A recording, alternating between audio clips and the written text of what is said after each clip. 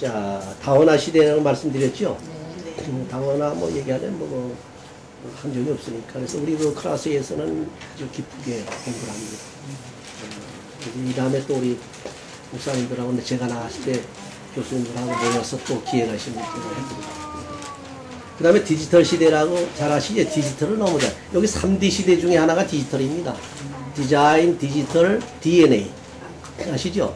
이게 전부 제4물결 특징들입니다. 예. 어젠가 그저께 우리 총실에서 공부를 하면서 이 공부하는 방법을 좀 연구해서 좀 하라고 제가 막 그냥 야단을 치면서 책을 읽어도 말이 공부를 하거나 책을 읽어도 말이 맨날 아날로그식으로 해가지고 문제도 해나냐고 지금 빠른 시대에 책이 수없이 쏟아져 나오고 정보가 쏟아져 나오는데 어떻게 하려고 그러냐. 성경도 한번 부르면서 말이지 몇 달을 읽어야 되니 아주 맞다. 디지털식으로 읽으려고 그게 뭐예요? 그래서 하고 디지털. 뭐 컴퓨터를 잘 알고 계산기에 대한 이론을 잘 하면 빨리 하는데 쉽게 말하면 디지털은 그냥 책을 읽어도 한 글자 틀리지 않고 쭉쭉 읽는 거예요. 예? 요게 이제 그 영어로 말하면 벌써 쓸 수 있는 그 정독하는 그런 스타일이고 그 디지털은 이제 그 다독하는 스타일이에요. 그럼 쉽게 말하면 우리가 이게 TV가 그건 디지털로 합니까? 그게? 우리는 내년 여기 내년 2월부터 디지털로 바뀌어요. 방송이. 그러면 뭐가 달라지냐면 우선 선명도가 달라져요. 선명해지고 굉장히 또 오는 게 빠릅니다. 이런 것들이 있으니 그게 이유가 있어요. 디지털이라고 하는 거는 이제 아날로그하고 다른 것은 아날로그로 이제 논리적으로 전개되는 거예요. 그래서 글자를 봐도 하나하나씩 재보고 순서대로 쭉 보고 써도 왜 여기 이런 그 화면 같은 거 뭐 이런 거 지금 보이는데 화면 같은 거에 선명하고 또 이렇게 흐리게 되면 이게 막 점 같은 거로 나타나고 이렇게 커지잖아요. 그게 뭐 DPI라는 거 아시죠? 컴퓨터의 DPI.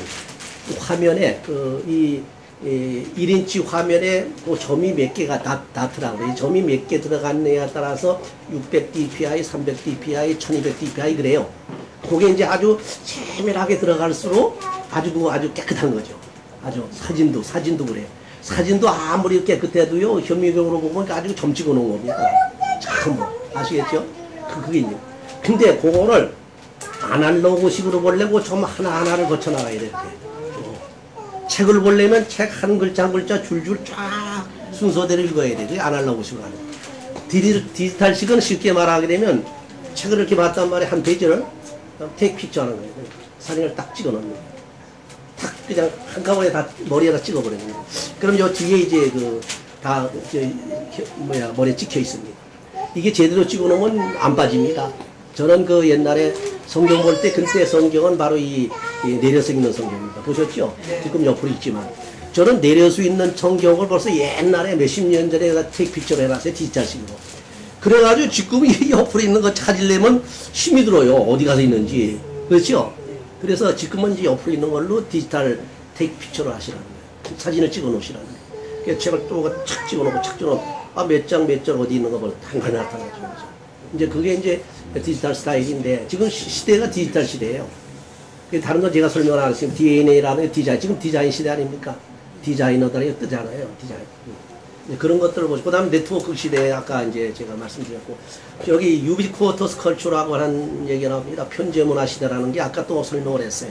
어디 있든지 문화를 다 자기가 소화할 수 있고, 어디 있든지 통할 수 있고, 볼 수 있고 하는 그 편제 문화 시대의 하나의 테크닉이 지금 가지고 다니는 젊은이들 가지고 다니는 이게 편제 문화 시대의 하나의 기계거든요. 이런 것도 어디 있든지 편제라는 건 어디든지 있다 뭐 가능하다는 얘기죠. 어디 있든지 문화를 다 자기가 받을 수 있고 문화적인 표현을 할 수 있고 하는 거. 그래서 앞으로는 정치를 해도 그 제3물결 정치라고 해서 The Politics of Third Way라고 해가지고 엘빈 톡플러가 말하는 거고 이 편제 문화 시대에 부응해가지고 투표도 옛날에 앉아서 집에서 해야죠. 집에서 이 컴퓨터 가지고 우리 아이가 이제 뭐 시험을 또 보는데 얘기 들어보니까 그럼 어디 가서 언제 보느냐 인터뷰는 좀 물론 뭐 스탠포드 하버드 이런 데까지 다 갔다 왔는데 인터뷰는 그러지만 인터뷰도 앞으로는 또 앉아서도 합니다. 네, 시험 치는데 어떻게 하는 게 집에서 치는데 집에서 뭐 감독도 없는데 어떻게 치느냐 컴퓨터 가지고 치는데 그게 편제문화 시대의 하나의 그 테크닉이거든요.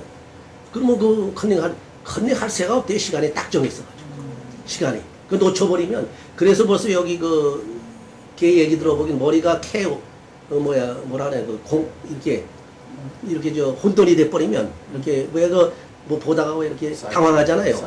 딱 당황해버리면 다 망쳐버립니다. 아주 그래가지고 이게 또 시험을 몇 번 계속 치는데 이게 그때 컨디션이라고 그래요. 실력 이렇게 나가지고 하는 것 같은 걸 받으지 않대요. 근데 그래서 이게 그러니까 학교 가지 않고 다 시험 치잖아요. 이게 편제문화 시대의 하나의 테크닉 이런 것들. 그 다음에 이제 과학바벨이라는 얘기가 나오는데 아까 제가 말씀드렸죠. IT 시대까지는 이거는 제3물결 시대입니다. BT가 이제 제3물결하고 제4물결이 지금 바로 넘어가는 시대면서 NT, FT 시대로 가면 제4물결 특징들이 나타나는 겁니다. 자세히 할 시간이 없으니까 넘어가도록 하고 이런 것들이 나타나게 되면 빨리 캐치하시라는 지금 4물결로 들어왔구나. 응? 그래서 제가 아까 퓨전 음식 얘기했잖아요. 퓨전 음식. 어디 식당에 갔더니 퓨전 음식을 내놓더라.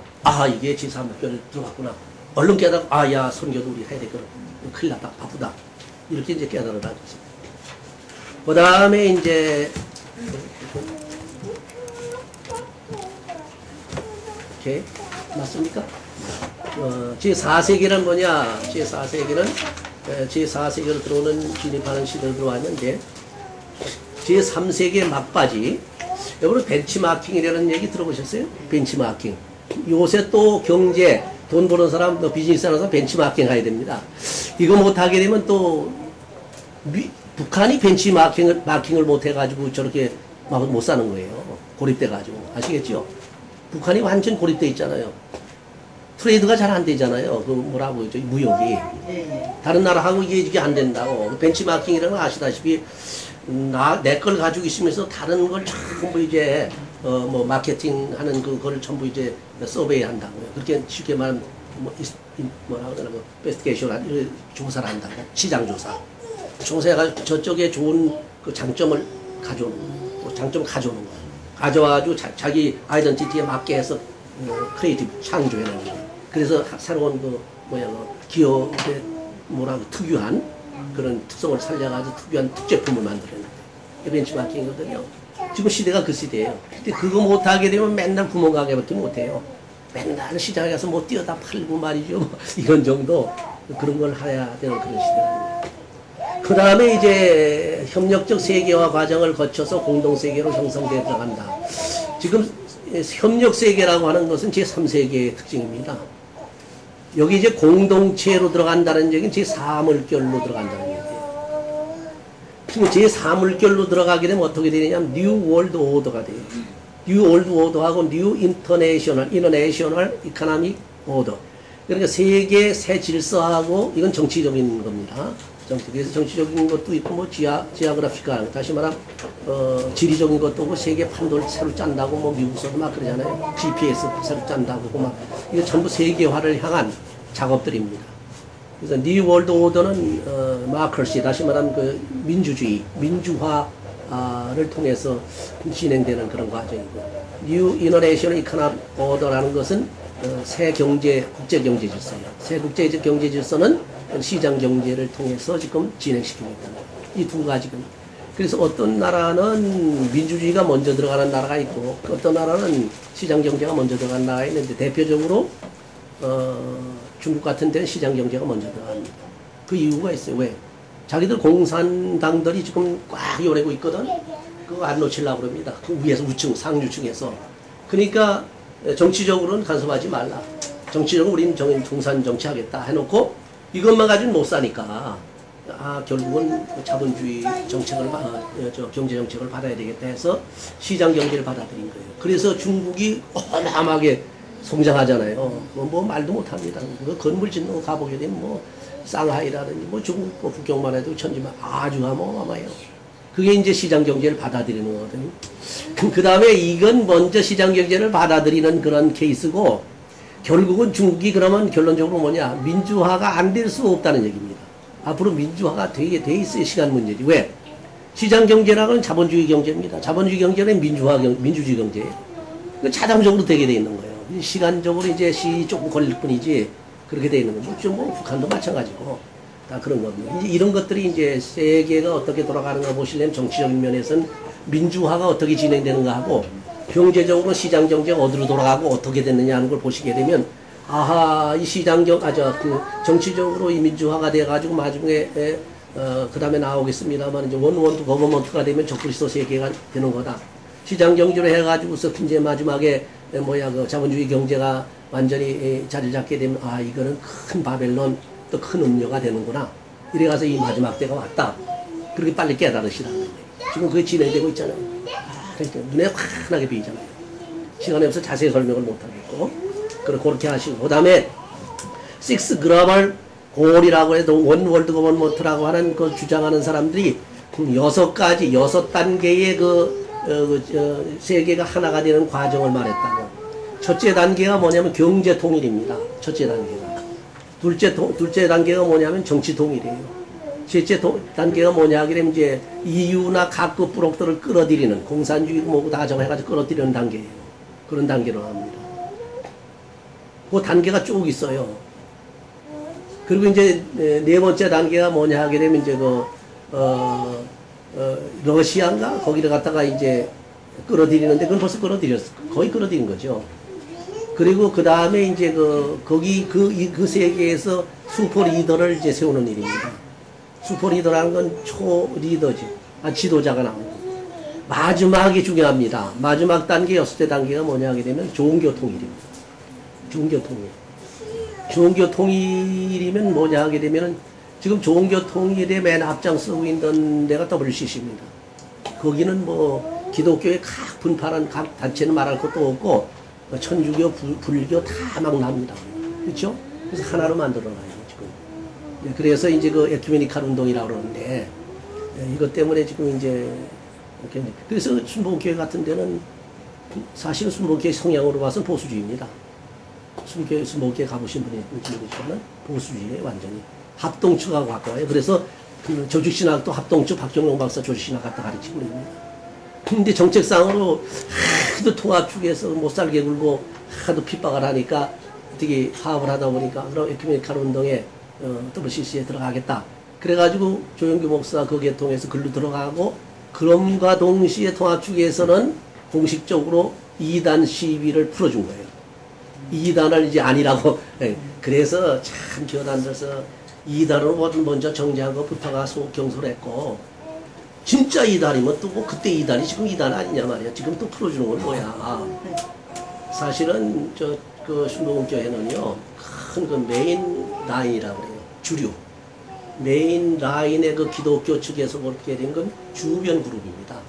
다시 말하면 큰 그룹을 감리교, 장로교, 성교교, 침례교 이렇게 본다면 그건 따로 생긴 거예요. 이런 건 주변 그룹이라서 그들의 신학 자체가 퍼리프럴 띠알라지라고 해서 주변 신학을 하고 있거든요. 근데 그분들은 하나의 주변 그룹들이기 때문에 주변 그룹이 다 2단은 아닙니다. 컬트하고 퍼리프럴 그룹하고 달라요. 컬트라는 건 2단 종파. 2단 종파하고 주변 그룹하고는 다릅니다. 2단 종파는 2단 종파예요. 이거는 완전히. 그러나 한국은 이게 구분이 안 돼가지고서 주변 그룹에 있는 교단들을 갖다가 2단으로 다 집어넣었다고. 이게 신학적으로 분리가 안 되니까. 한국이 그거 잘못한 겁니다.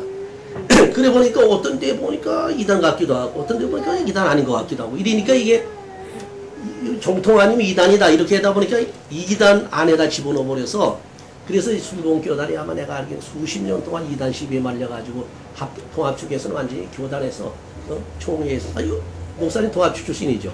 목사님 아시잖아요. 그렇죠? 완전히 2단 정지해오다 얼마 전에 풀었어요. 그래 그게 이제 참 그래 뭐 이건 어쩔 수 없는 거지만 제가 볼 때는 2단 정제를 너무 소홀히 하면 안 된다는 거죠. 진짜 2단이냐 아니면 주변 그룹이냐. 주변 예 말씀해 보세요. 이제 순복음교회가 체험적인 신앙이 매우 강조되면서 신학이 형성이 안 됐었잖아요. 예, 그렇죠. 그러니까 그거를 그 신학을 대변할 만한 것들이 그렇죠. 없게 되니까 그렇죠. 아무래도 정제가 되고 예. 예, 그런 면이 있어요. 신학이 뚜렷하면, 신학 가지고 대변하면 뭐 할 말 없거든. 그래서 그분들의 신학이 없어요. 주변 그룹들이 되게 신학이 없습니다. 거의 신학이. 심지어는 죄송합니다만은, 우리 그 합동 측은 조금 보수로 좀 뭐 골수파라 그런지는 몰라도 그렇게 비난을 받는지 몰라도 신학은 아주 아이덴티티합니다. 정확하게 써 있어요. 여기 개혁주의 신학이라 그래가지고. 근데 그렇게 훌륭한 신학이고 훌륭한 교단인 그 감리교, 심지어 그 장로교 또 통합주까지도 주체 신학이 없어요. 내가 보기엔. 그래서 가르칠 때는 조직 신학을 칼발트로 갖다 가르치고, 브룬노도 갖다 가르치고, 불트만도 갖다 가르치고, 이런 거 갖다 막 가르치나. 그래서 근래 와서 제가 아는 게 이종성 박사가 신학을 하나, 조직 신학을 쓴 것 같아요. 그렇게 했는데, 그 합동 측은 조금 다른 사람 보기에 조금 답답한 것 같긴 해도, 그래도 고집스러워도 뭐 하나 주대가 있다고. 그런 건데, 그런 게 있으면 누가 뭐 시비 못하죠. 그건 아주 맞는 말씀이에요. 그렇게 이 순복음 같은 데는 물론 교리의 그 지역적인 거, 비본질적인 거, 난 에센스라는 거, 이것들, 에센스라는 거 말고 본질적인 거 말고 비본질적인 거에서 틀린 거는 많이 있어요. 그건 어느 교단이나 약간씩 다 있습니다. 예를 들어서 방을 하지 않으면 구원 못 받는다. 뭐 이런 것들은 잘못된 교리거든요. 근데 이런 것들 지금은 뭐 안 그런 것 같이 모르겠어요. 전혀 성령론을 모르는 사람들이거든요. 구원론 자체를. 그거는 그때 당시에 열심히 뛰다 보니까 방언이 막 터져나오고 방언을 하다 보니까 성령 충만하고, 그러니까 결국은 성령 충만하다는 얘기는 뭐냐? 방언을 받았다는 얘기고, 방언 받았다는 얘기는 성령 받았다는 얘기다. 그럼 방언 못 한다는 얘기는 성령 못 받았다는 얘기다. 결국은 성령 못 받으면 천국 못 가니까 그건 못 받는다. 이렇게 돌아간 거예요, 그게. 성령 받는 문제를 잘 몰라서. 그런 정도. 요 하나 마지막하고 이제 우리 잠깐 쉬었다.